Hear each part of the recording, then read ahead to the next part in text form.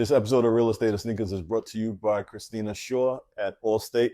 If you're looking to get homeowners insurance, you're looking to get auto insurance, she's definitely the person that I would recommend you speak to. 516-900-1234. You can follow on social media at I'm with Shaw, or you can follow hashtag I'm with Shaw, SHAW. That's who I personally have my homeowners insurance with and my auto insurance. So I won't steer you wrong, guys.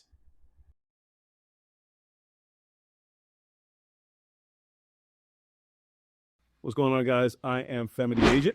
Femi the Realtor. On another episode of Sneakers and Real Estate, two of my favorite things that I love to talk about. Today we're going to be talking about New Balance. I know you guys think we only talk about Jordans, but we really don't. We have a wide array of sneakers. So today we're going to be talking about the New Balance 920. This colorway, actually, I ordered these from England a few years ago. I like the colorway. They're really comfortable. I mean, New Balance has been a really comfortable sneaker for years and years when it comes to being able to keep them on all day. You know, there's certain other brands that you can wear for like an hour or two and you got to take them off. So really dope shoe. The end on this glows in the dark. Really dope shoe, really comfortable. They have a bunch of New Balance that's dropped. They're so synonymous now with comfort, style, swag, drip, whatever you want to call it. You can definitely find yourself a pair, grab yourself a pair, enjoy it. Like I said, I love them. They're really comfortable. I've worn these out of the country a bunch of times, doing on some foreign soil. So if you can find these, grab yourself a pair. If you don't want these, you can go 992. You got a whole lot of different ways that you can go about it. My son is going to be telling you about the real estate market and interest rates and what's going on with that. Yeah, so right now for 30-year fix, it's a little bit around 6.5%. For 15-year, it's a little under 6%, and for FHA, it's around 6.25%. So it's still a great time to buy, still a great time to sell. The most important thing is to not only analyze the situation, but your numbers more importantly. If it makes sense for what you're looking to do and, it's in your power, you're able to purchase and feel comfortable and, not feel like you're, stretching out your debts, you can make it work, then, it's definitely always a market to jump into and get in now that it is summer. So great time to get into it. So now, without further ado, we have someone that I consider a friend. She's a mother, she's a wife, she's a real estate broker, commercial broker powerhouse in Brooklyn and Long Island. Hello to my friend, Nicole Myrie. Hey. How are you? Yes, good to see you guys. Good to see you too. Yes. We appreciate you. We've been waiting to get this done for a while, and here we are, right? Here we are. We made it. Good. We've made it. Wanted to jump into family background first before we talk about real estate. Where your family is from, and we go from there. Sure. So my parents are from the South. My father was from a small town called Opelika, Alabama. Oh, okay. Yes. So that name has been mentioned, I'm sure, in quite a few movies. And my mother was born in Columbia, South Carolina. Oh, I didn't know that. Okay. Yes. So that is where we spent a lot of our summers. School was over. It was time to go. Okay. And we were sort of shipped off in those directions. But yeah, that's the family background. Grew up in Harlem. You said Opelika? Opelika. Opelika. Okay. Because I thought it was Opelika. That's Florida. Florida. Right? Mm-hmm. Okay. No, this is Bama. We're Bama family. Bama. Mm-hmm. Okay. Mm-hmm. And you're from Harlem? I'm from Harlem, yes, Okay. originally, yes. Harlem, not the Bronx, right? Oh, no. Okay. No, I know Harlem, there are yeah. two rappers right now that were going back and forth. No. Harlem, Bronx, I wasn't sure. That's why I had to ask. We don't want any problems here. Yes, definitely. Yes, from Harlem. Yes, born right there in the village of Harlem on Fifth Avenue. Nice. So that's where I have the luxury of saying that I lived on Fifth Avenue. A different part, A different part. but Fifth Avenue, Right. nonetheless. Once you drive back the other way, though, you start to see everything change and Just a little bit. A little bit. Mm-hmm. Right. Mm-hmm. Just a little bit. nice. Yeah. We appreciate you coming on and chopping it up with us on the Sneaker Podcast. So are you a big sneaker girl? Lately I've been buying a lot of sneakers. Comfort has become really important. Having 3 children, it is very important just to have on something comfortable to move around in, to make all of the various things that we have on our calendars. In case you need to chase them. In case I need to chase somebody, yes, I can catch up to them. They- So, yeah, mom can still run, Nice. so I can get them. Nice. But even for work, you know how it is, right? We go up and down a lot of stairs. So it's just that having that comfort allows us a little longevity during the day. Nice. So, yeah. Nice. Good stuff. Do you keep a sneaker in your holster? Because you remember how you grew up, like our parents. My mom, yeah. Hi, Mom, I love you. I'm just saying.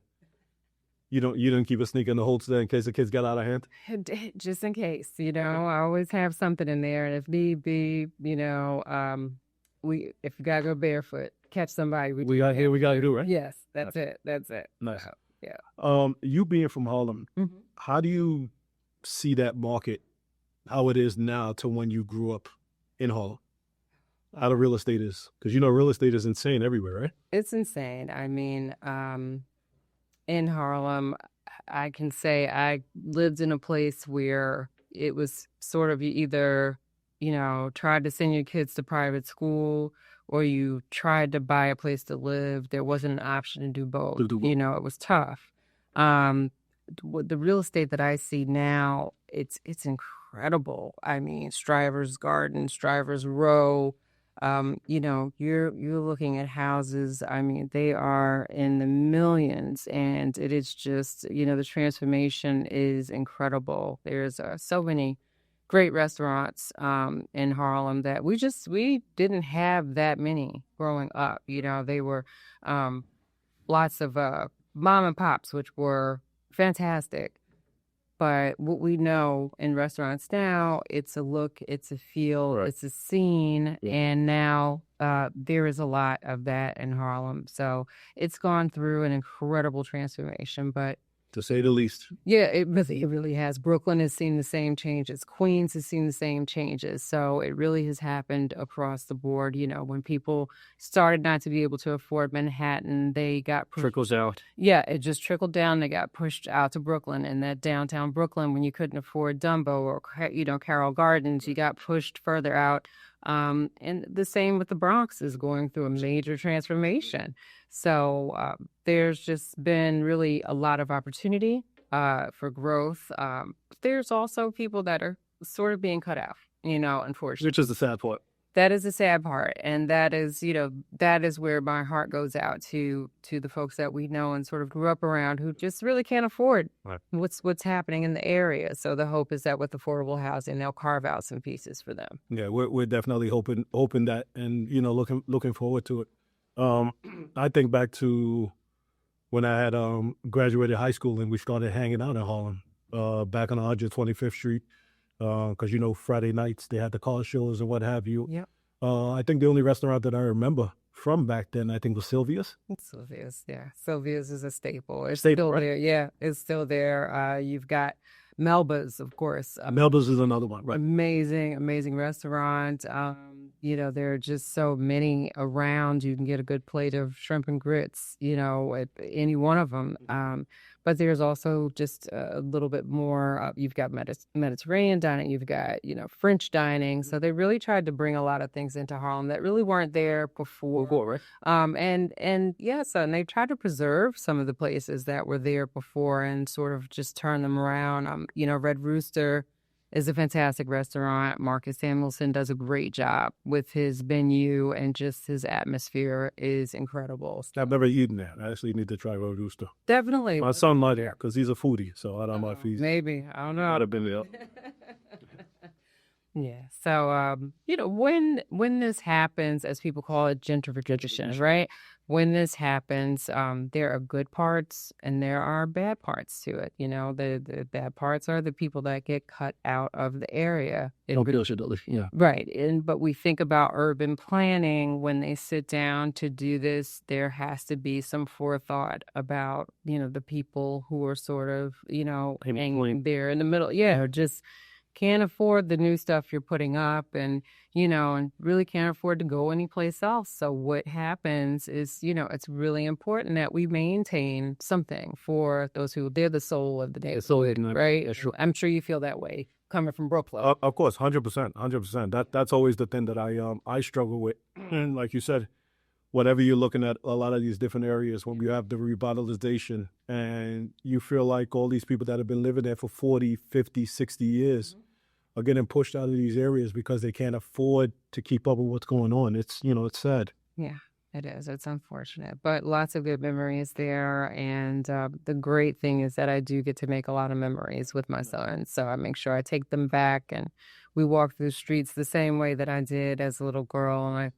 they know nothing about commuting, right? So these kids kind of have it a little different. A little different. So, Yeah. but I definitely take them back so they can, just get a feel for what life was like. Nice. Yeah. So since you grew up in Harlem, do you remember back when, if I remember correctly, they said that they were selling brownstones there for like $1? Right. They were, Right. So, yeah, you had situations where brownstones, were really, really inexpensive. Now, the catch was the renovation that needed to take place. So buying it is one thing. Is one thing, of course. Renovating is a whole nother animal. It's a whole other animal. And I can remember my parents, I probably was listening in when I shouldn't have been, but having those discussions because, we grew up in a 17-story building and the total complex was about 1,801 units altogether. Right. I know. Talk about rent, right? Oh my God. Yeah. So, but growing up there, it just, my parents are like, maybe we can, maybe, but the conversation was, but we'd have to be able to renovate. How are we going to renovate, pay for school, pay for, and do all of these things. So, those options just weren't there. It wasn't viable at the time. Yeah, it really was survival. It really was, raising 2 kids, trying to give them opportunities.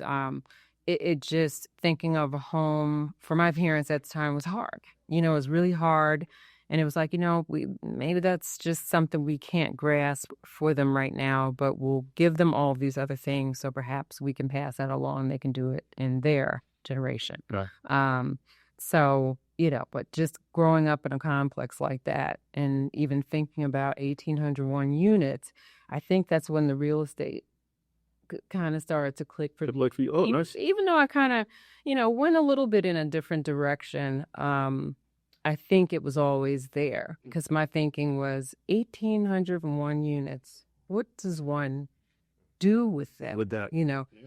As if everyone is paying all at the same time, right? That's the hope. Right. That's the hope. But just the thought of it, it's like, wow, that is amazing to have that many units up and running and functioning at one time. And gradually, but then I came to really understand it has to be maintained. That's true. Again, like even with the brownstone, has to be maintained. The floor is falling out. The wood is rot. Like how do we maintain these things? So that's what we know, what we learn from real estate. It has to be maintained. If you buy it, can you take care of it? Can you take care of it? Yeah. That's true. So, Yeah, the better.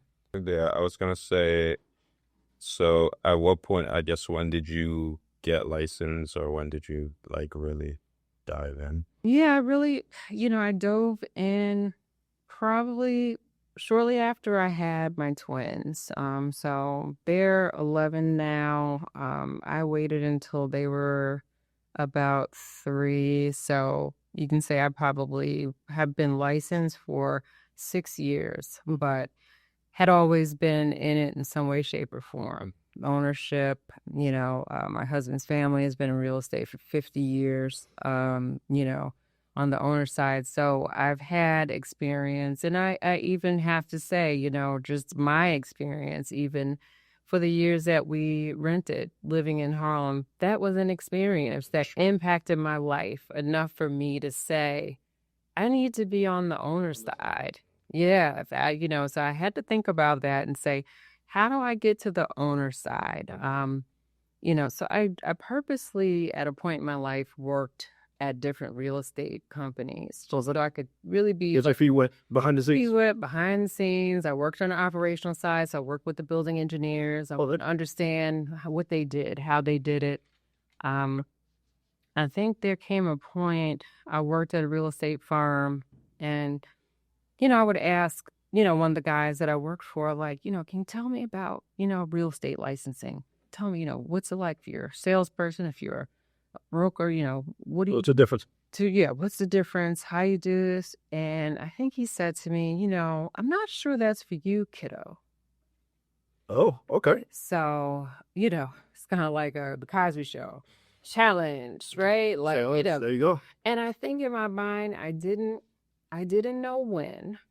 Lucky he didn't catch your hands when he called you kiddo. Right. That's another Right. We did right. That's a whole other conversation, right? That totally leans into what so many people are dealing with these days, right? Yes. But I was like floored when he said it. Like I felt so gutted. Yeah. And I was just like, what does he mean? I think I went and had a conversation with my dad, and he was like, get your license. He said, I don't care when you do it. He said, just get your license at some point, where you're able to just really dive into that field because that is for you. And I always sort of had that like in the back of my head. And, I worked in television for many, many years, and still had real estate kind of on my mind.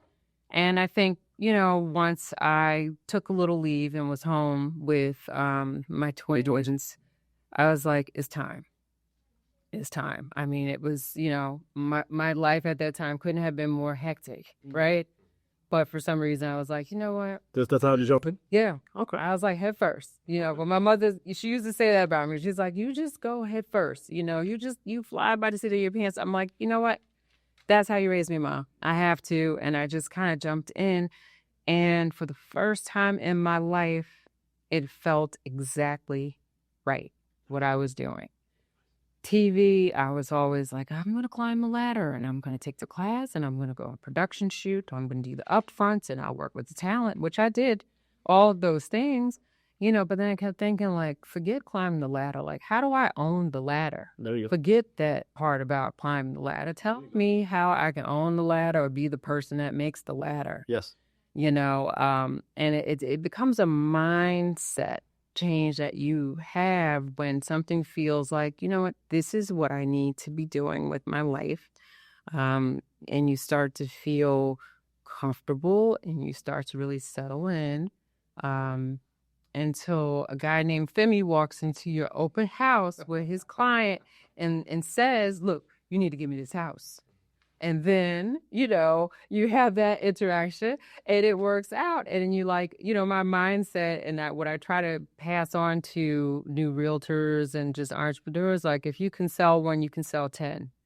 Like you have to put that in your head. You have to believe in yourself enough to know that, okay, I did one, I could do 9 more of these and I do 9 more, that makes 10. And then I can just put that in my arsenal. That's a feather in my cap that I did it myself. I didn't need anybody to do it. Right.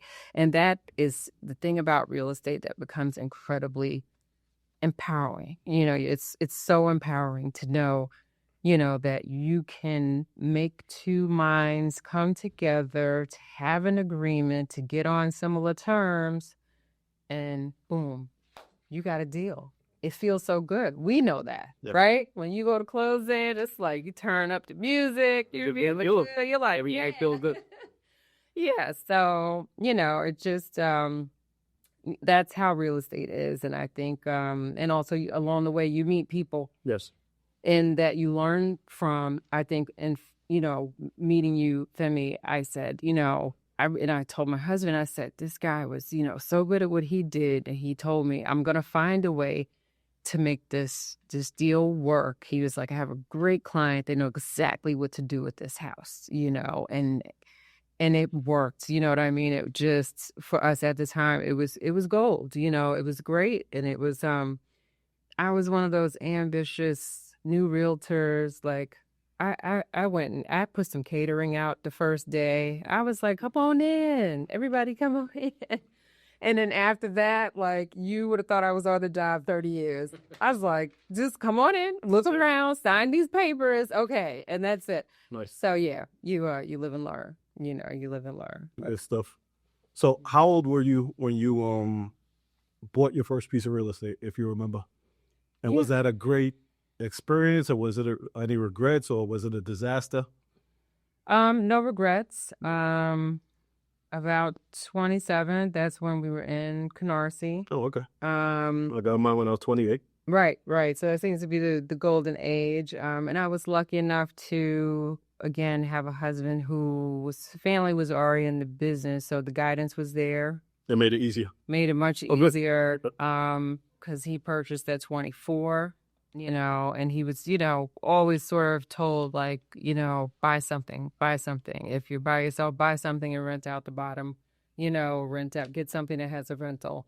But that was like house hacking before house hacking became a thing, It right? really was. Yeah, it really was. And I think it's so interesting because we kind of look at how, the market has evolved, and it just that part of ownership where people are, having the rental units, look at how much it's changed.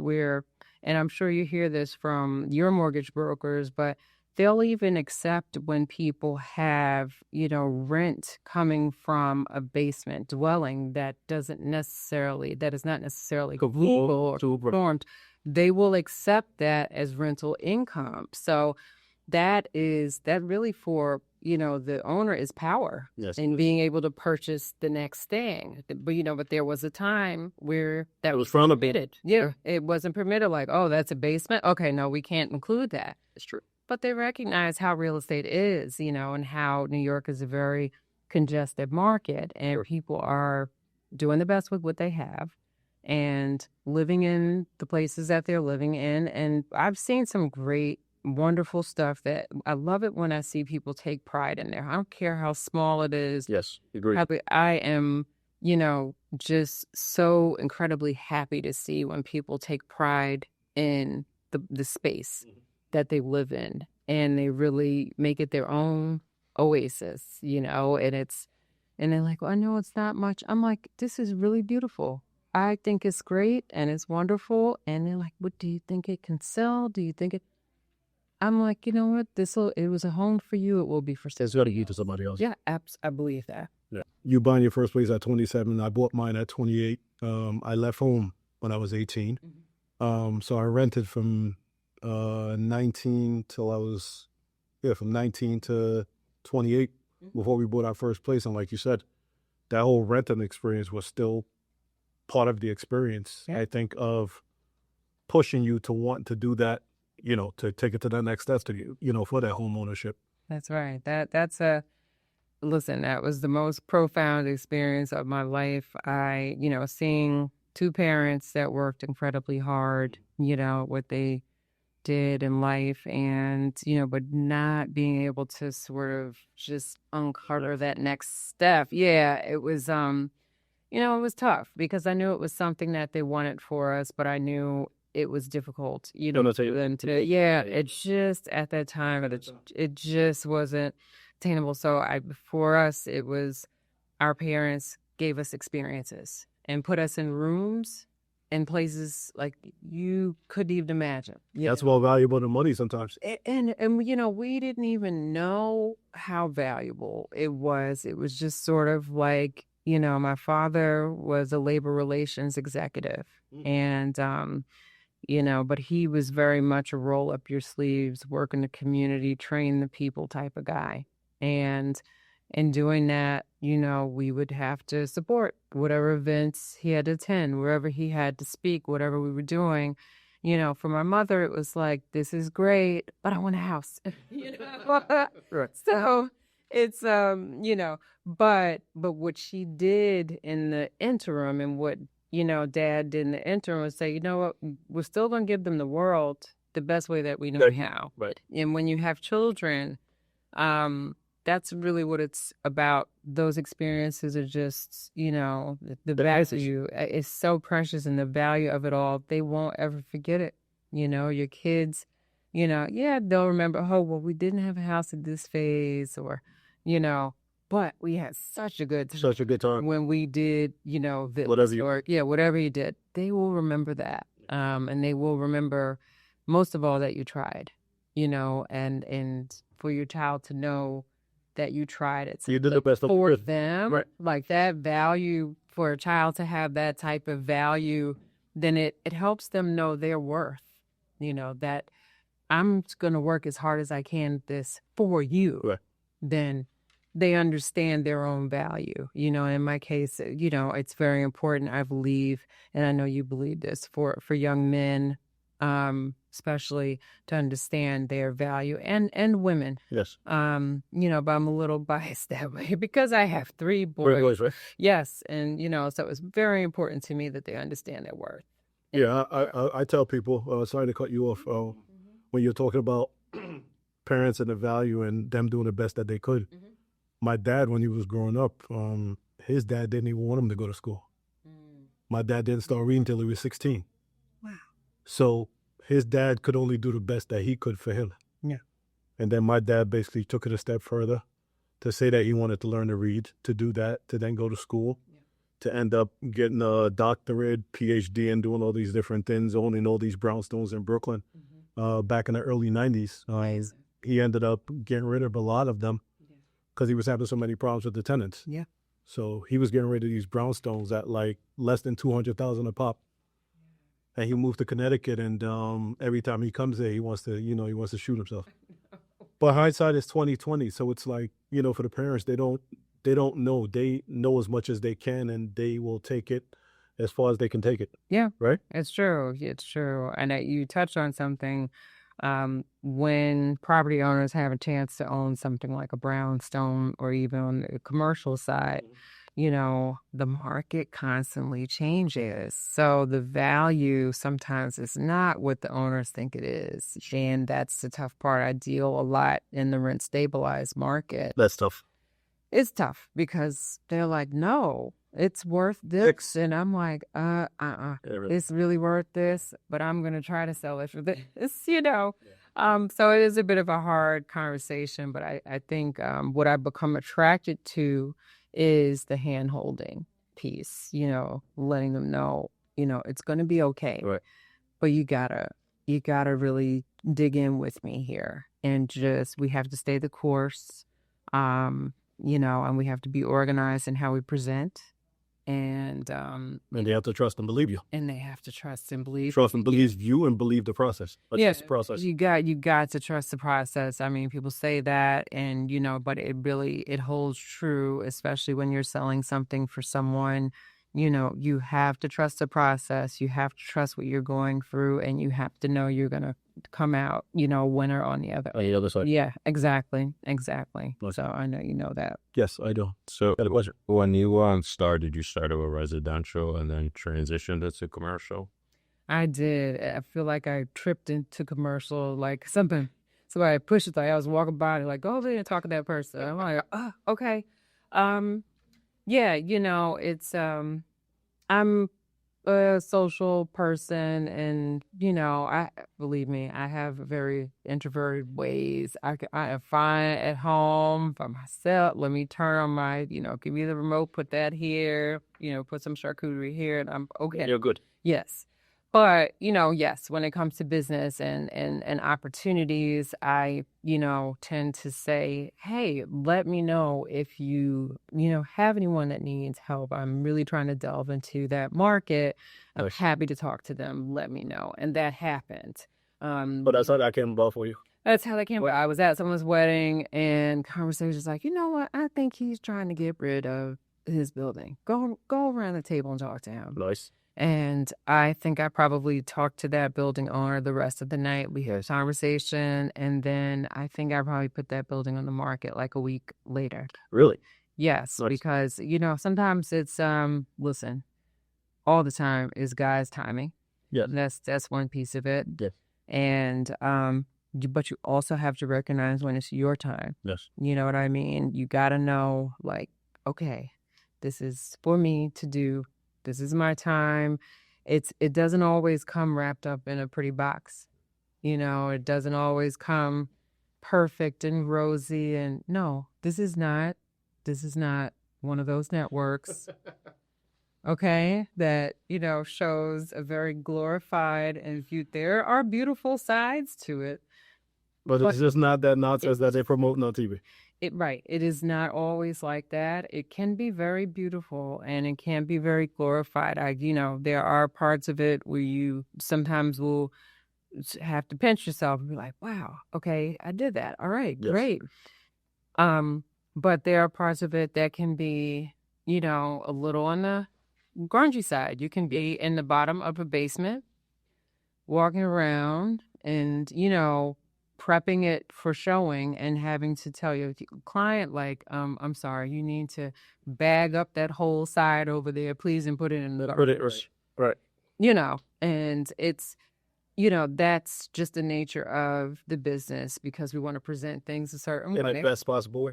Best possible way. So we're not working against you, folks. Right. We're not working against y'all. But we want to present a pretty package, right, to the consumers that are out there, and especially in commercial, to the investors. Yes. The investors don't want a mess, and we don't want to give them a mess. We want to button things up as much as possible and really make sure that the delivery is very clean and that there are no unanswered questions, nothing's baffling, everything translates really well. Right. And that's our job, essentially. That is what we do, and that is how we go about our jobs. It's just,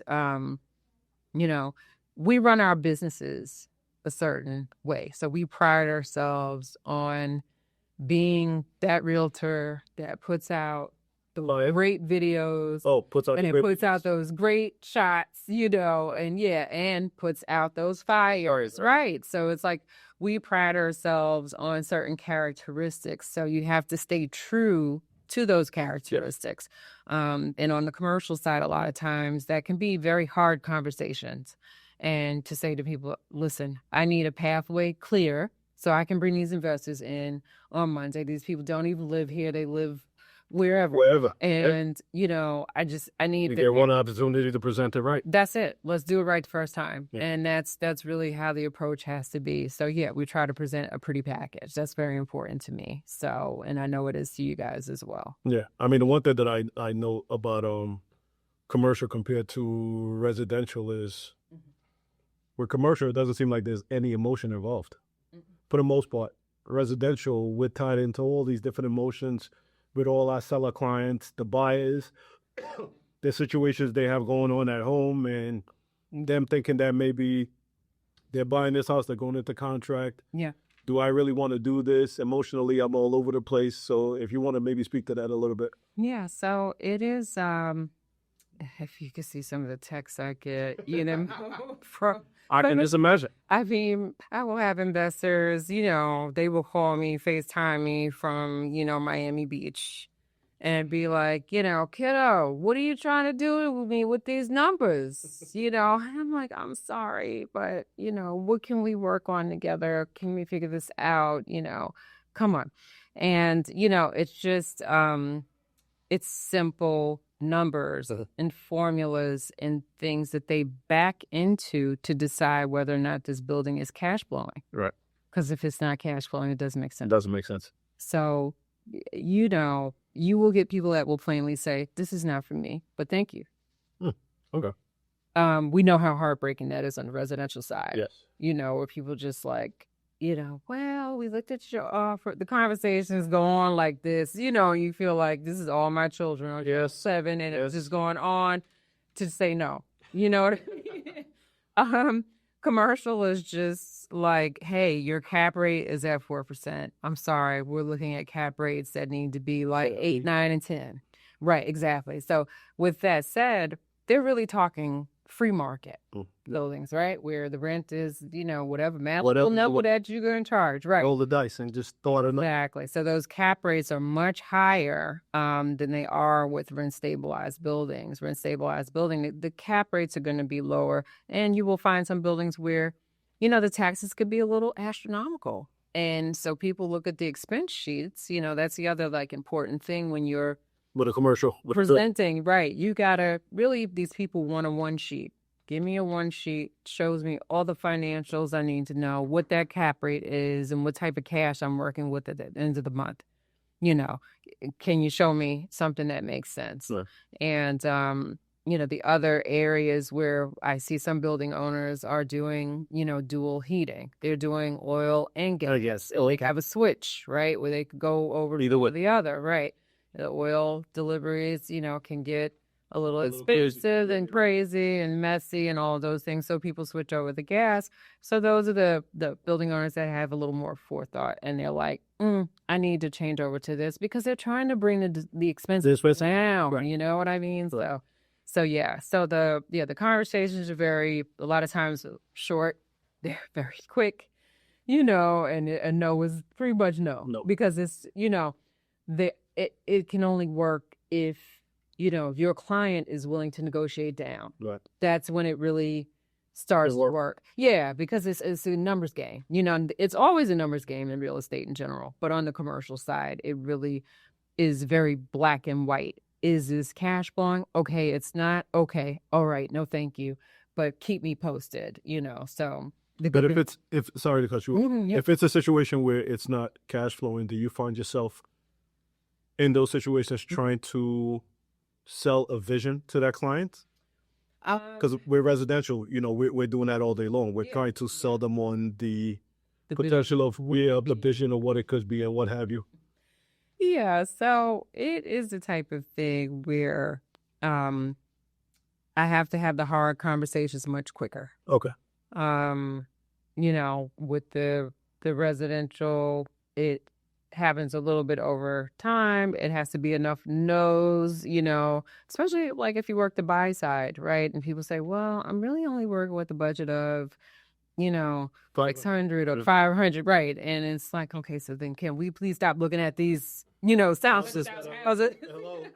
Hello. Do you think they'll come down? No.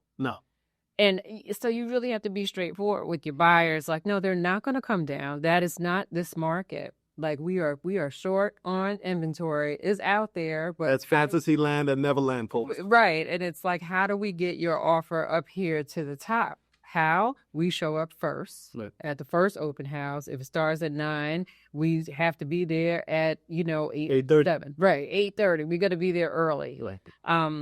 Yeah, on the commercial side, the conversations with the owners, you know, typically we have to start right off and say, okay, I will put the number on this that you want me to, but I'm coming back to you in less than 30 days because we are going to have to adjust this number. Right. They're like, okay. Everybody likes to, you know, everybody look online and say, that's right. My building's up there for $3 billion. That's right. But you're not getting that much. I just want you to know. You're a million over, but right. You're just a million over where you need to be. Exactly. And, you know, so I try to be sensitive to their needs because you have to recognize a lot of the building owners, you know. Their nest egg? It's their nest egg, but much like in your family, this was something they really invested in, blood, sweat, tears, extra jobs to make it work. And to part with it at so much less, you know. And we had changes with the rent laws in 2019. Right? Yeah. So that threw everyone for a loop, and it was in favor of the tenancy. If you want to speak about that rent law that took effect. Yeah. So with that rent law, you know, it just essentially meant the landlords were not able to increase rents, you know, in the manner that they thought they could.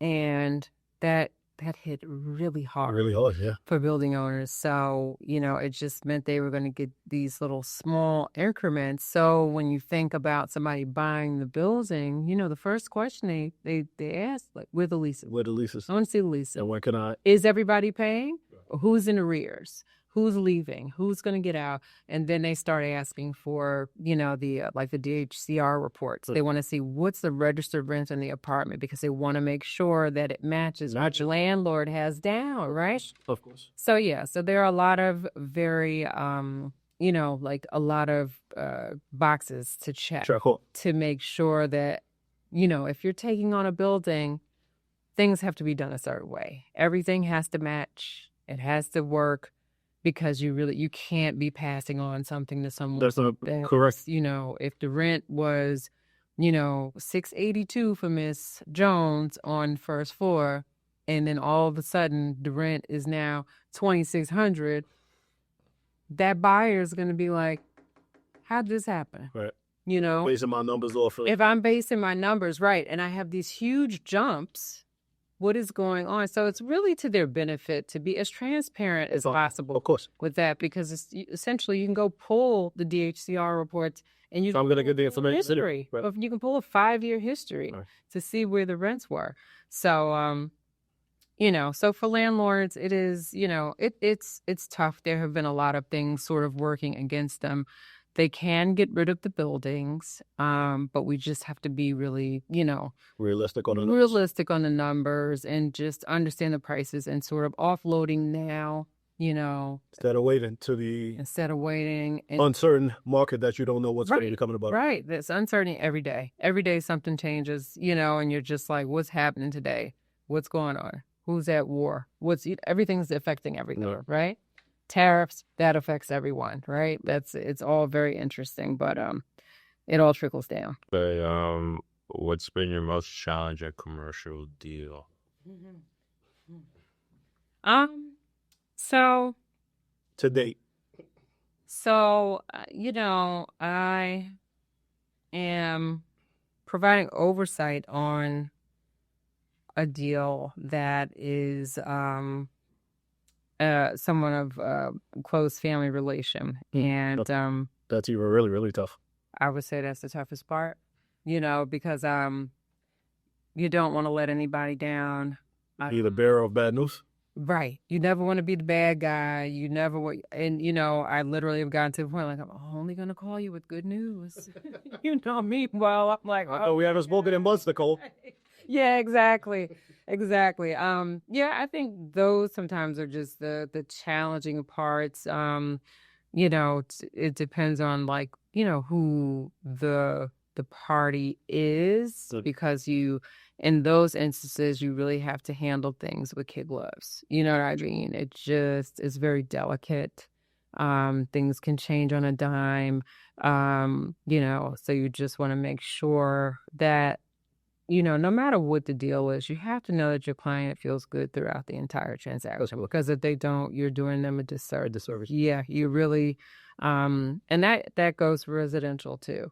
I've handled, people that are parting ways.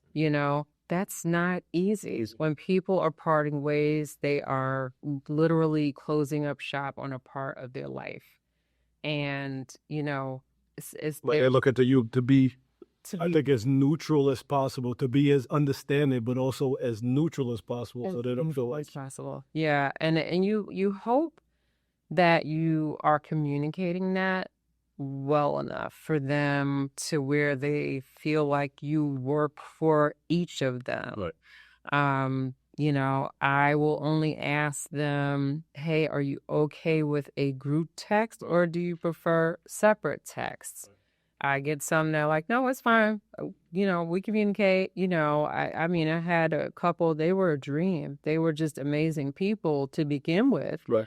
And had sort of, kind of come to the end of the road, but they were wonderful. Okay. And I kept thinking, like, I could see why they were together. They're just so kind and so sweet. But I get it. Things happen. Right. And you get some people that are just completely transparent, and you get other people like, I don't talk to her. Yeah, but you have to respect it, right? You don't know what's going on, right? So again, every deal is so different. It's true. You might get a single person, you might get a married couple, you might get people divorcing, you might get a mom with a kid that has to bring the kid with them. Right. Listen, I have held babies. I have, walked through properties with kids. We've had strollers. We had all kind of, okay, what do you need? All right, you know what?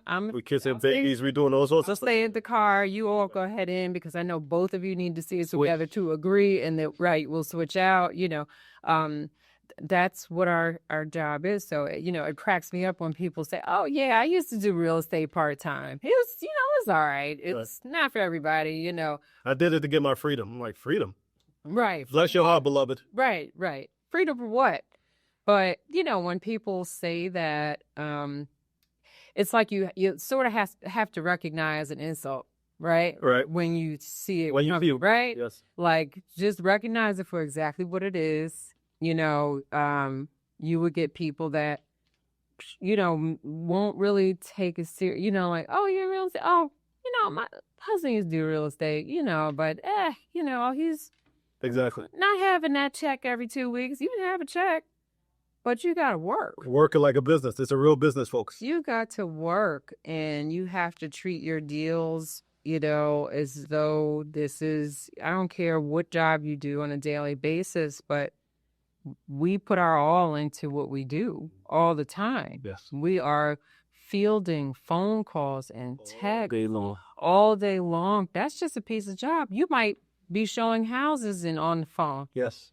Guys, give me a second. I'll be right with you. Going upstairs. I'll meet you in the bedroom. And that's sort of just how the job works. You know what I mean? You just, but yeah, I think it's interesting when people say that, like, yeah, it's all right, Exactly. but I couldn't get used to that.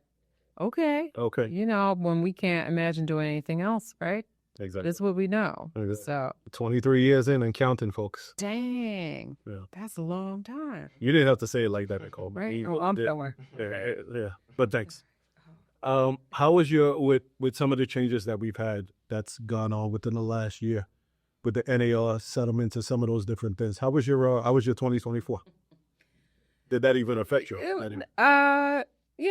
Not so much on the commercial side. The residential side, it's a little tough for people to really help them understand what the forms are, the buyer brokerage side of the business. I remind people that in a transaction, the brokers must be paid.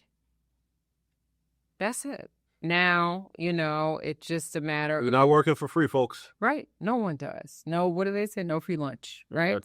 And if you're good at something, never do it for free. There. No, you shouldn't. You absolutely shouldn't. And some people are just like, well, wasn't there a lawsuit? So as soon as they say that, you already know what that's about. Right. Well, wasn't there a lawsuit where, people don't really have to pay? I said, listen, there are proceeds at the end of the deal. And listen, I'm not asking you to dig down in your purse today. This gets handled at the table. And it's just, that's how you really have to look at it. And, so we try to parlay it the best way that we can. But we do have to remind people that we are working and we are handling many things on their behalf. Yes. To ensure that their deal is seamless. They don't know how many times we talk to the attorney. No idea. I talk to attorneys all day long. I talk to mortgage brokers all day long. I'm like, hey, can you please give your people a worksheet to let them know what they're up against for their costs? Company. Yeah. Or it's right. Sure, nothing came up on title. Because you're right. When something comes up, it's like, oh, well, it's over permit. Oh, well, we're not going to escrow for that. Okay, we got to deal with it. You got to go hire an expediter to deal with it. Yes. I've dealt with that before where, things are open. The home is beautiful, but these are things that are open from 1954, 1960. We got to deal with it. Right. Y'all added a whole porch and a deck and all these other things. And closed porch. Right. Closed. With a bathroom and a jacuzzi. And I remind them that, oh, why are they making us do this? Blah, blah, blah. I say, hey, listen, it's really for your safety. You want to get the expediter in and you want to get inspection done with someone that has like an engineering specification in there. Because what if your electrical is off? It's not off, right. And your kid goes to plug something in. That's a problem. Right. Then you're going to be on the phone with your lawyer like this happened in this house that we bought because blah, blah, blah.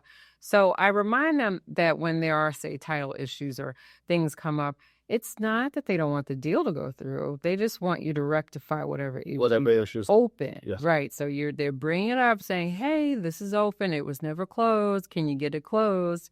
It's worth it to get it closed, But going back to the laws and the changes, I just let them know, like, hey, listen, this was $1 billion lawsuit. There were a lot of people that sued. They won. And, they wanted these changes implemented, but you still have people that are selling their homes that understand that people need to get paid, and they are still, they're still putting those commissions out.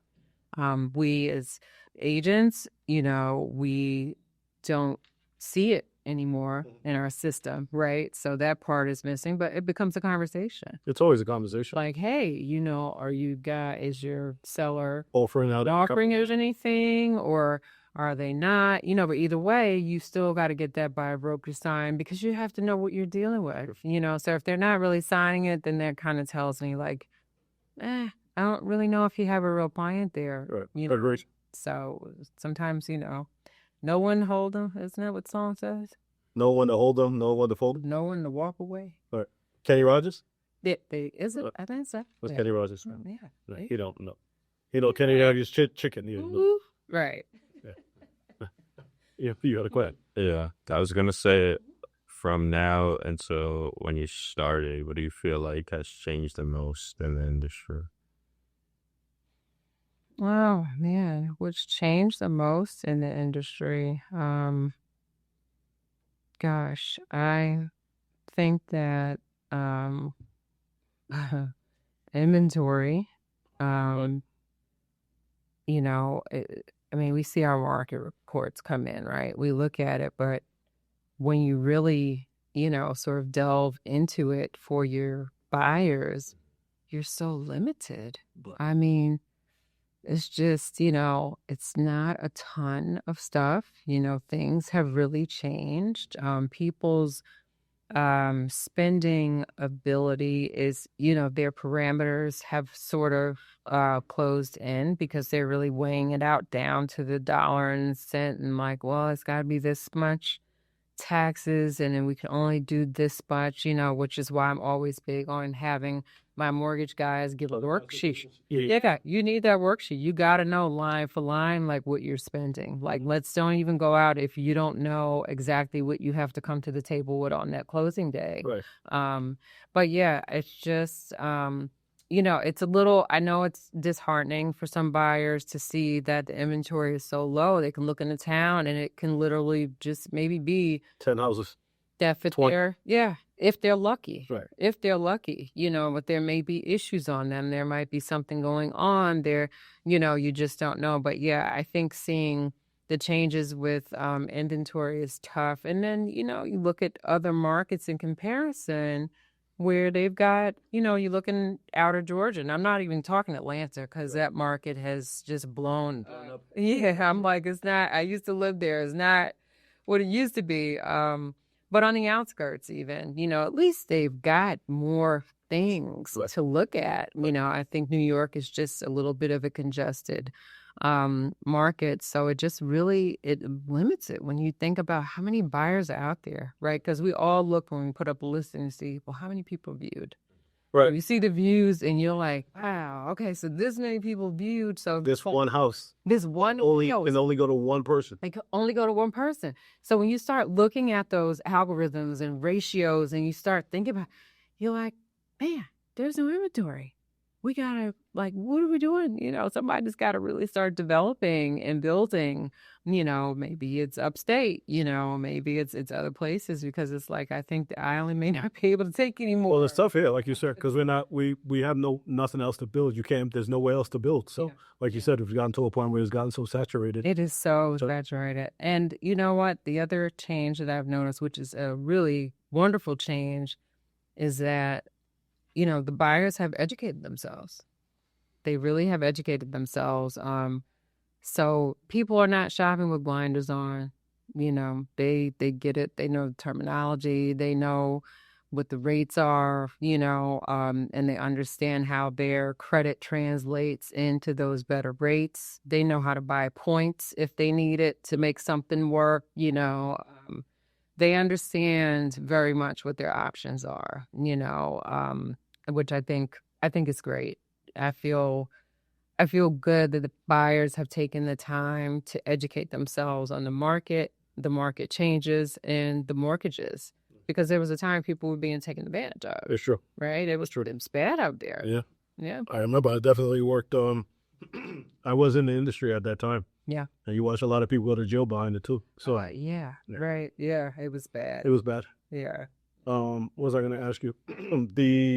There was there's a foundation that you're part of where we covered an event for you, the Jack and Jill Foundation.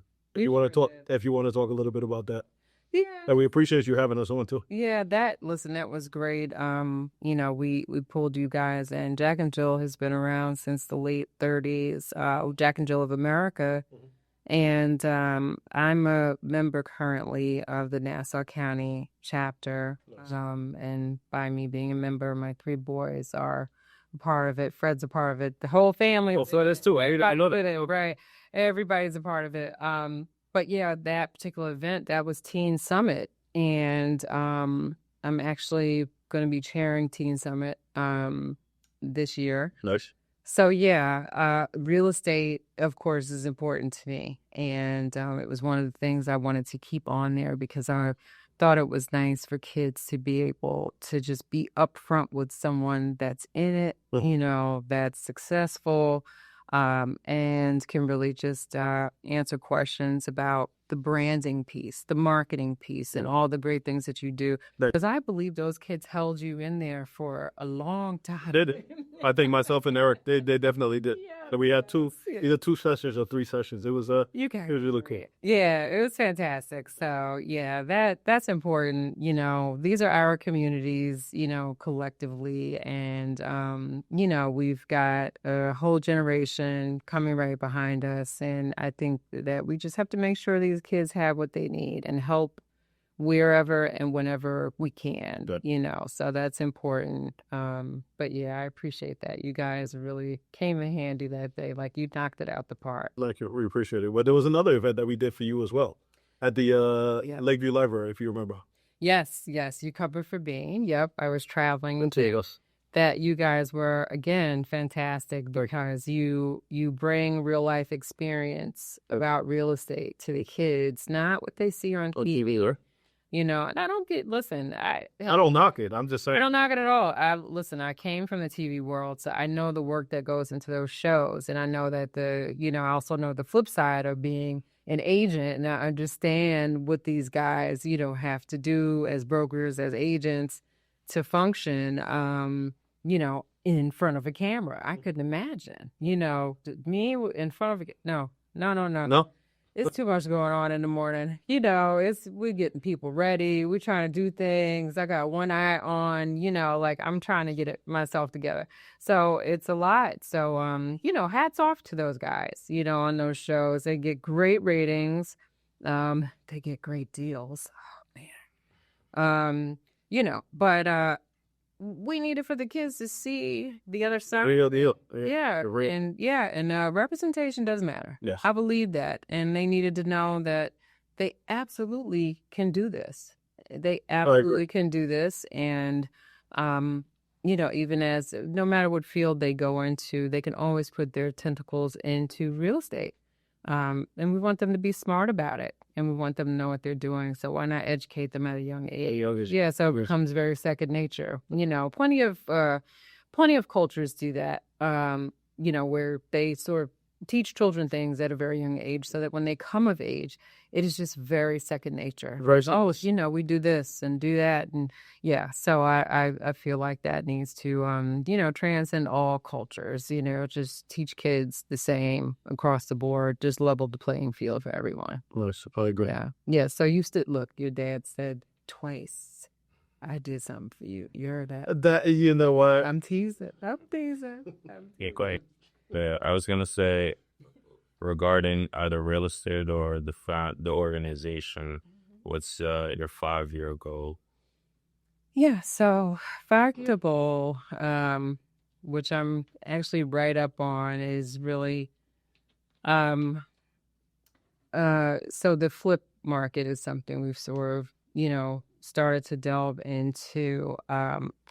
But the long-term goal really is the affordable housing piece, because I do feel like there are so many groups that are being left out. And, sometimes when you visit a place and you look and you see a block needs transformation and you kind of feel like, man, these houses are cheap enough. Like I could just say Yeah. 3 or 4 of them and that would change the whole block. Yeah. So that's something eventually I want to look into in markets in New York, Georgia, and Alabama. So I think I would make my daddy proud, That would be dope. I think it would be. But yeah, I think, there are opportunities to do this. And, hey, it's about starting. You start small, you build from there. But down the line, definitely something I would love to see. I would love to just continue to transform blocks and have homes for people that it's affordable. You know what I mean? And it's like get to a place where, hey, I'm the bank, come to me and get the loan. Right. You know what I mean? I think it works. One-stop shop. Yeah, one-stop shop. I mean, hey, once upon a time they did it in Tulsa, right? And it was a whole community of people sort of reliant on each other for goods and services. So it's very possible it can be done. Definitely. Shout out to Mike Epps too. I think he bought a block of real estate in an area where he grew up. Yes. And Right. it's revitalized that whole block, which I think was really amazing and really cool. Yes, I would love to do that. I mean, Harlem is got some expensive blocks, but it's if I could definitely, tap into a market, elsewhere, I absolutely would love to do that. And just, make it affordable and build communities because, people need places to live at the end of the day. Yes, they need a place to live and a place to call home. And, we never forget where we came from. We don't. Yeah. We don't. I don't think you'll ever forget, right? You won't forget Brooklyn. I won't forget Harlem. So, yeah, any way we can give back to that in some way, shape, or form is great. Yeah. I'm Brooklyn for life. Even though y'all make fun of me and tell me because I moved out of Brooklyn, I can't claim Brooklyn. I'm gonna claim Brooklyn for the rest of my life. For the rest of my life. Right. Yes, absolutely. Yeah, I will always claim Harlem. That's where my heart is. That's where I grew up. That's where I walk the streets to get to my trains, to go to school, to go to high school. Yeah. Nice. What's your advice to anybody that's looking to get into real estate now? Do it. That's my advice. Just do it. Just do it. Just jump into it. Don't be afraid. I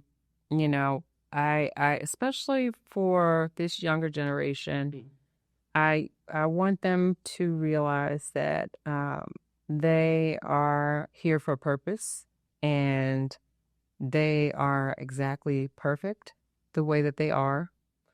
And if they want to get into real estate, why not real estate? Why not? Why not real estate? Go for it. And you'll find that you'll enjoy it because there are so many different aspects that you can hold on to. There's ownership, there is, being a landlord, renting out places, managing places. There are all sorts of tentacles that come out of real estate. A lot of different facets. Lots of different facets. So there's much to do and it's not going away. Real estate will be here forever and ever. Amen. Right. Exactly. Yeah. What's those blingy shoes that you have on? They look really nice. I didn't touch on that before. Yeah, so funny. These are Valentinos. Okay. Just a little comfy. A little comfy. Something. Close the grip. Sorry. Okay. Sorry, Bird. I love you. We're gonna cut this part out. Okay. How do people reach you? Yeah, so I am reachable through any of the social media platforms. You can find me. I'm out there. There's just one me. So you look up Nicole Myrie, chances are We'll find you. Yes, very popular Jamaican name that I inherited through marriage. So I used to be a Ross. You know, like Nicole Rose, I didn't even know that. like Diana. Yes, I was, but I was gonna say Rick Ross. right. That might have. I'm sorry. Listen, No, I didn't know which. we'll take Ricky Brose too. Okay. You know, he looks like a cousin. He could be. There you go. There you go. Right. So, but absolutely. So I'm out there. I'm available, and especially on the commercial side, I know it's a huge undertaking, but you know, love talking to the investors. They're great to speak to. They are. And they actually turn you on to more business, which is great. Okay. So can't complain. Well, they're not like the investors on the residential side. But I can tell you stories about those guys. That'd be a whole nother episode. That's a whole nother episode, folks. We're not even gonna touch on that right now. Yeah, this is great. Thanks for having me. No problem. Thank you for being here. We appreciate you. If you're looking to sell, buy, or invest in real estate, 516-218-1605. Femi, the agent on all socials. Son? Or Femi, the realtor on Instagram, and 516-662-6824. Thank you very much, folks. Stay safe and have a great day.